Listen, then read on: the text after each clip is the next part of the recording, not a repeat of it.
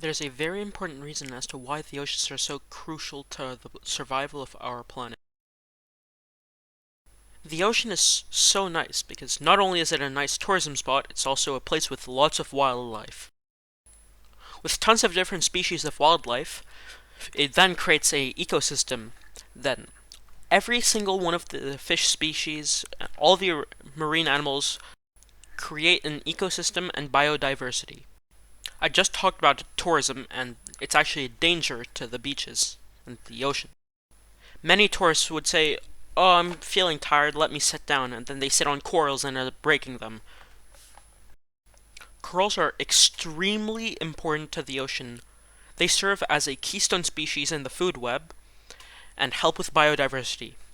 You notice I've been talking a lot about biodiversity. Biodiversity means what its name says. Biotic, diversity. And diversity, just the amount of different species in an ecosystem.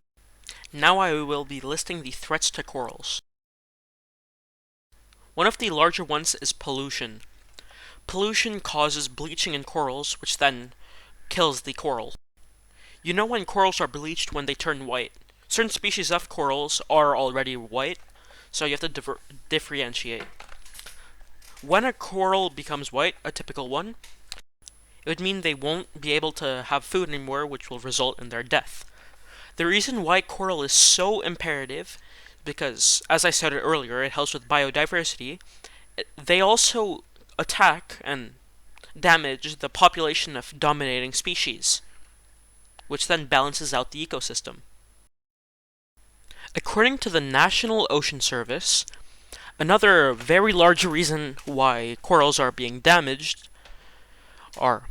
is global warming, climate change. First, you see the ocean warms up, which causes the coral to bleach because it gets too hot. Next, there's sedimentation, which is when all the things break down into smaller pieces.